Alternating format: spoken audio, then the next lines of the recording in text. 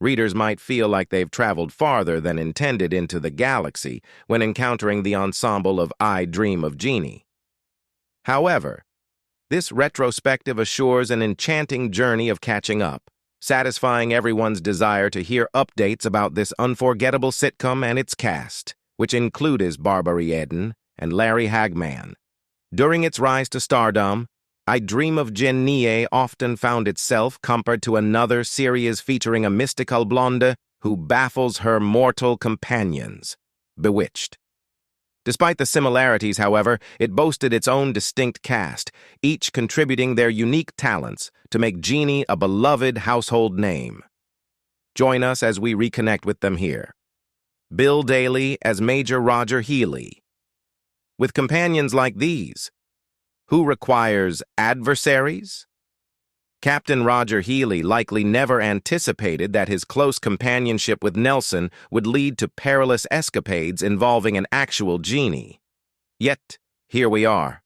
And here he stands, whisked away to the Arctic or perched atop a missile, always exclaiming, "Jeannie!" with resounding fervor. As the quintessential womanizer, his character remained largely static, yet he consistently delivered uproarious moments with his impeccable comedic timing and sharp wit. Actor Bill Daly's journey began earnestly after his service in the Korean War, initially serving in the artillery before finding his place in the entertainment unit. Upon returning home, Daly delved into stand-up comedy, even collaborating with a young Bob Newhart to craft a routine for a Chicago-area Emmy Award telecast, marking the start of a fruitful partnership. While the enchantment of I Dream of Jeannie eventually faded, Daly's career saw new heights, largely thanks to his enduring friendship with Bob Newhart, which led to his iconic portrayal of Howard Borden on The Bob Newhart Show. This role would define Daly's legacy, although he found further recognition as Larry the Psychiatrist on the beloved series ALF. In 1949, Daly married his first wife, Patricia Anderson, with whom he had 2 adopted children, a son, Patrick, and a daughter, Kimberly, who has since passed away. Following their divorce in 1976, Daly embarked on a journey with Vivian Sanchez, whom he married in 1980. Together, they embarked on a 2-year journey performing Lover's Leap. After their divorce, Daly found love once more, marrying his third wife, Becky, in 1993 until her passing in 2010. Following a rich and eventful life, Daly bid farewell in 2018 at the age of 91. It marked the end of an era, leaving behind a legacy that will forever be remembered. His manager and publicist, Patterson Lundquist, ensured Daly's story would continue to be told, but the world would never again hear the familiar greeting. Hi, Bob. Larry Hagman as Major Anthony Nelson. In the vast expanse of the cosmos, hold on, that's Star Trek territory, yet Captain Tony Nelson likely envisioned his greatest escapades unfolding in the boundless realm of space, not finding himself marooned on a deserted island. His unexpected crash landing thrust him into a realm of enchantment and sorcery, although he and his fellow men hardly voiced complaints to Jeannie, the Genie. Larry Hagman himself was no novice to encounters with magical women. His own mother, Mary Martin, earned a Tony Award for her portrayal of Peter Pan in 1954.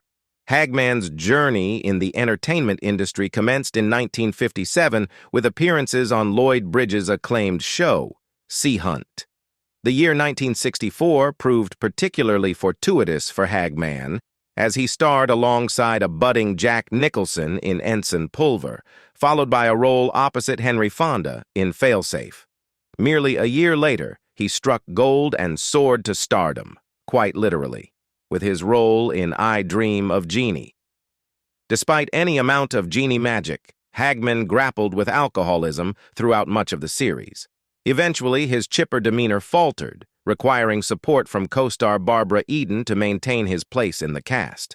To some, Hagman is the endearing and jittery astronaut Captain Nelson, showcasing impeccable physical comedy and frenetic mannerisms. To others, he's the loathsome and villainous J.R. Ewing from Dallas. Thanks to him, audiences worldwide were treated to one of the most iconic cliffhangers in television history. The burning question on everyone's lips was, who shot J.R. Ewing? Even heads of state and royalty were eager for the answer. And for those who ever fancied hearing a space-exploring oil magnate croon, look no further than Hagman's own musical endeavor, Ballad of a Good Luck Charm. Hagman himself remarked that J.R. could evade bribery, blackmail, and infidelity, but he couldn't elude cancer, succumbing to it in 2011 at the age of 81. Rest in peace, Captain. Emmeline Henry as Amanda Bellows. Emmeline Henry graced the screen as Amanda Bellows for a total of 33 episodes until the conclusion of the 5th season in 1970. Henry commenced her career as a vocalist, making appearances on local radio during her teenage years. Transitioning to Hollywood in the early 1950s, she secured roles in the choruses of various musical productions. However, producers soon recognized that her comedic talents surpassed her singing abilities. She toured in productions such as Top Banana, and notably assumed the role of Carol Channing in the stage adaptation of Gentlemen Prefer Blondes. Upon the conclusion of I Dream of Jeannie in 1970, Henry made guest appearances on other sitcoms, including Love, American Style, The Bob Newhart Show, and the dramatic television miniseries Backstairs at the White House. In 1971, she featured in the final episode of Green Acres, portraying Lillian Grant, the sister of Oliver's former secretary, Carol Rush, Elaine Joyce. Despite being crafted as a backdoor pilot, the episode was rejected by CBS. On Three's Company, she assumed the recurring character of Chrissy's boss, J.C. Braddock. Her last television appearance was in the episode I Do, I Do, I Do, I Do of 8 is Enough, which aired on September 19, 1979, merely 21 days before her demise in October 1979. Henry tied the knot with actor Mark Roberts on November 1, 1969. However, they parted ways in 1974. Henry passed away from a brain tumor on October 8, 1979, at the age of 50. She was laid to rest at the Holy Cross Cemetery in Culver City, California. Barton McLean as General Martin Peterson. In 1965, McLean, who portrayed real-life Air Force General Hap Arnold in the Glenn Miller story, was selected for the recurring character of fictional Air Force General Martin Peterson on I Dream of Jeannie. He featured in 35 episodes of the TV series from 1965 to 1969. 3 of McLean's episodes aired posthumously after his passing in January 1969. His role was later taken over by General Winfield Schaefer, played by Vinton Hayworth, until Hayworth's demise in 1970. Interestingly, Hayworth also passed away before all episodes with his character were broadcast. During the 1950s, McLean began making frequent appearances on television. From 1953 to 1967, he made guest appearances on various shows including Conflict, Lux Video Theater, Westinghouse Desilu Playhouse, Laramie, The Monkees, and Gunsmoke. In 1958, he portrayed Senator Harriman Baylor in the Perry Mason episode, The Case of the Footloose Doll. In 1960, he portrayed Eugene Norris, Perry's friend and small-town sheriff, in The Case of the Violent Village. In 1964, he portrayed Archer Osmond in The Case of the Ruinous Road. McLean was proficient in several musical instruments, such as the violin, piano, and guitar. In 1939, he tied the knot with actress Charlotte Winters. From the 1940s until his passing, he managed a cattle ranch in eastern Madera County, California, where he resided when not engaged in acting. He adopted a daughter. McLean succumbed to double pneumonia at the age of 66 on New Year's Day at St. John's Health Center in Santa Monica, California, a week after his 66th birthday. He had been hospitalized 2 weeks prior to his demise. McLean was laid to rest in Valhalla Memorial Park Cemetery. In recognition of his contributions to the television industry, McLean was honored with a star on the Hollywood Walk of Fame at 6719 Hollywood Boulevard. Philip Ober as Brigadier General Wingard Stone. Philip Ober had a recurring role as General Wingard Stone in the initial episodes of I Dream of Jeannie. Ober frequently portrayed the role of a serious character in comical situations. He made his first appearance on stage, portraying Tom Faulkner in Technique in 1931. He starred in Lawrence Riley's Broadway production Personal Appearance, 1934, alongside Gladys George. Ober made his debut in films with Chloe, Love is Calling You, 1934. From 1954 to 1967, he made frequent appearances in television series. He featured in the episode The Vultures of Sugarfoot. Ober appeared twice on I Love Lucy, first as Arnold in Episode 5, The Quiz Show, and later as Hollywood producer Dore Sherry in Episode 119, Don Juan is Shelved, when Sherry opted not to portray himself at the last minute. Ober continued his acting career in films. He portrayed the United Nations ambassador in Alfred Hitchcock's North by Northwest, 1959, whom Roger Thornhill, Cary Grant, encounters to clarify the situation regarding his mansion's occupant. He also played Capt. Dana Dynamite Holmes, the indifferent and unsympathetic husband of Karen Holmes, Deborah Kerr, in the film adaptation of From Here to Eternity, 1953. He retired from acting and joined the U.S. diplomatic service, serving as a consular agent to the U.S. consul in Puerto Vallarta, Mexico. Ober's uncle was the American naturalist and writer Frederick A. Ober. Ober tied the knot with Phyllis Roper. On August 12, 1941, Ober married actress Vivian Vance. Their marriage ended in divorce in 1959. Ober's third marriage was to Jane Westover. They remained married from 1961 until Ober's demise in 1982. Although numerous reports suggest that Ober passed away from a heart attack in Mexico City at the age of 80, Associated Press obituaries cite a hospital stating, Ober succumbed to lung cancer at Santa Monica Hospital in Santa Monica, California, on September 13, 1982. Karen Sharp as Melissa Stone. Karen Sharp portrayed Melissa Stone in the film. Sharp was born in San Antonio, Texas, to Dorothy Shrout and Kirk Howard Sharp. Her father worked as a businessman and oil man. She pursued ice skating in Hollywood, California, and attended the Hollywood Professional School. Sharp received dance training from ballet dancer and choreographer Adolph Bohm in Los Angeles, California.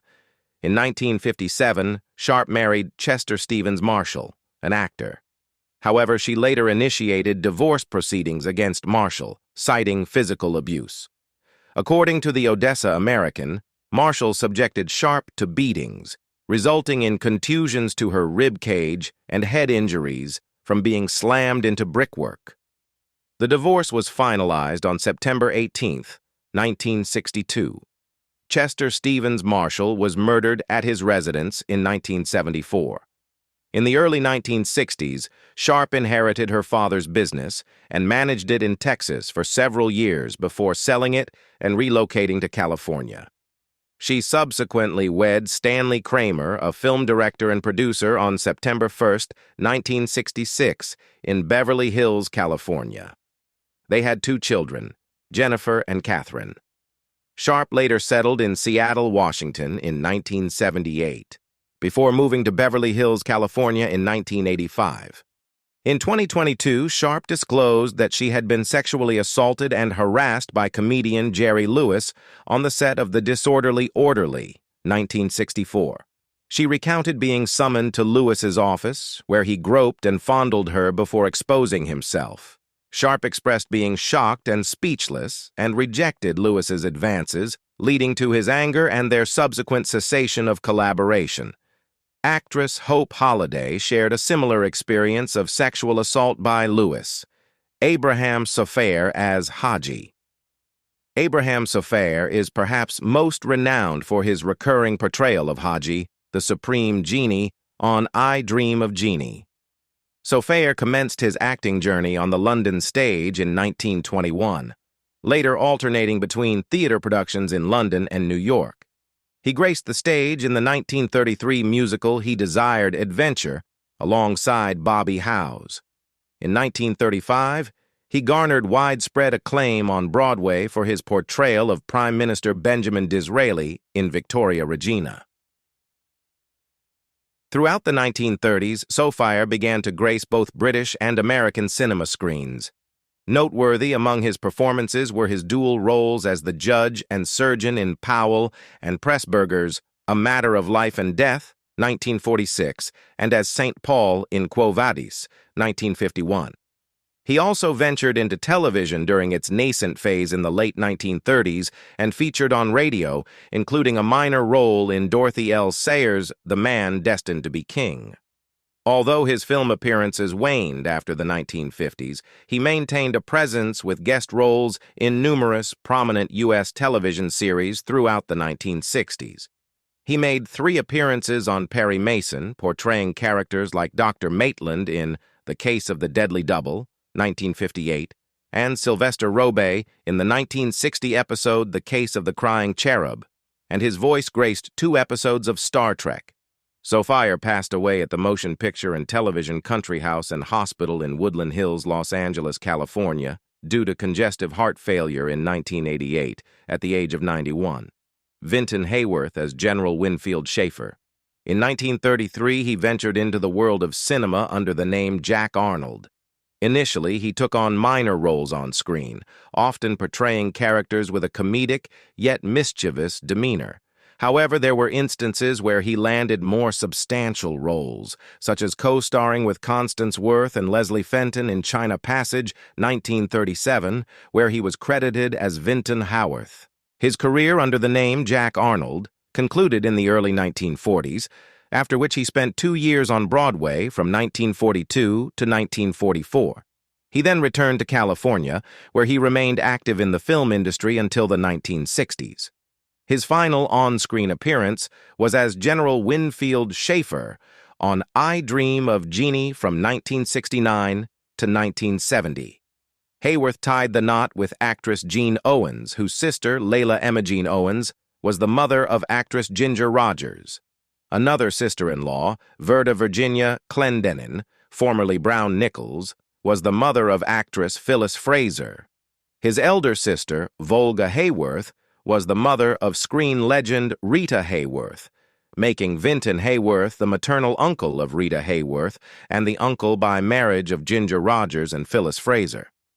Hayworth passed away from a heart attack on May 21, 1970, at the age of 63, shortly after concluding his recurring role as General Winfield Schaefer in I Dream of Jeannie, Hayden Rourke as Dr. Alfred Bellows.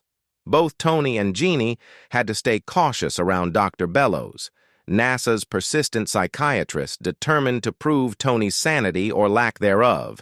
There has never been a more amusing doctor in television history than the delightfully uptight Bellows, effortlessly turning skepticism and apprehension into comedy. As for Hayden Rourke, he enlisted in the Army during World War II, where he made his film debut in the musical This Is the Army alongside Ronald Reagan, who was not yet president. His role as the stage manager and a fellow soldier went uncredited, giving him little recognition. However, portraying the antagonist Arne Mason in The Lone Ranger brought Rourke some fame. In 1957, he played Steve in a 9-episode arc on Mr. Adams and Eve. Joining the cast of I Dream of Jeannie proved to be the pinnacle of Rourke's career, catapulting him to global recognition as Dr. Bellows in 1965. Embracing his iconic role, Rourke eagerly donned the lab coat again for the reunion movie. He and his partner frequently hosted gatherings with the Jeannie cast, embodying kindness to everyone he encountered. It's unfortunate to learn that this gentle soul was among the first of the Jeannie cast to pass away in 1987 at the age of 76. Barbara Eden as Jeannie. The Jeannie in the flask herself, Jeannie spent her days confined in that container, doing very little for a whopping 2,000 years. That all changed when a stranded pilot releases her after a crash landing upon his return from outer space. When Human and Jeannie make eye contact, It's love at first sight. Well, for her at least. After a quick stowaway mission, Jeannie becomes an indispensable part of Captain Nelson's life, devoted to fulfilling her master's desires. Barbara Eden, now 92, likely had numerous wishes she would have wanted fulfilled while growing up. Her family was deeply affected by the Great Depression, which made for a challenging upbringing. Despite the hardships, her mother would sing to lift the spirits of Eden and her sister. This sparked Eden's own interest in singing, leading to her first public performance on a Chicago news program. Eden's breakthrough moment came when she charmed Desi Arnaz on a 1957 episode of I Love Lucy, which ultimately led to her own series, How to Marry a Millionaire, that same year. With this success, Eden transitioned to the big screen, joining 20th Century Fox. This opportunity allowed her to star alongside the legendary Elvis Presley in the 1960 film Flaming Star. In 1964, as Bewitched soared in popularity, Sidney Sheldon enlisted Barbara Eden for the cast of I Dream of Jeannie. Not everyone from the I Dream of Jeannie cast had downtime, as Hagman was occupied with his role as the notorious oil baron J.R. Ewing on Dallas. While the movie didn't receive overwhelming acclaim, it garnered enough success to warrant a sequel.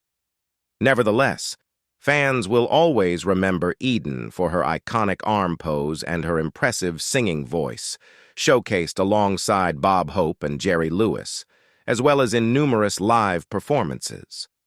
Further insights into Eden's life came from her book Jeannie Out of the Bottle, and she remained devoted to her most significant show, even defending it against allegations of sexism on Oprah. However, not everything was magical for Eden, as she endured a difficult period following the tragic death of her son Michael from a drug overdose. Despite facing considerable challenges, she persevered. One of her recent notable credits came from the 2019 film My Adventures with Santa, where she portrayed Mrs. Claus, still as enchanting as ever. While we look ahead to the future with talks of potential reboots or adaptations, it's clear that the magic of I Dream of Jeannie will live on for generations to come. Whether you're a fan of the original series or discovering it for the first time, one thing remains certain. The enchanting world of Jeannie and Captain Nelson will always hold a special place in our hearts. Thank you for joining us on this nostalgic journey, and may all your wishes come true.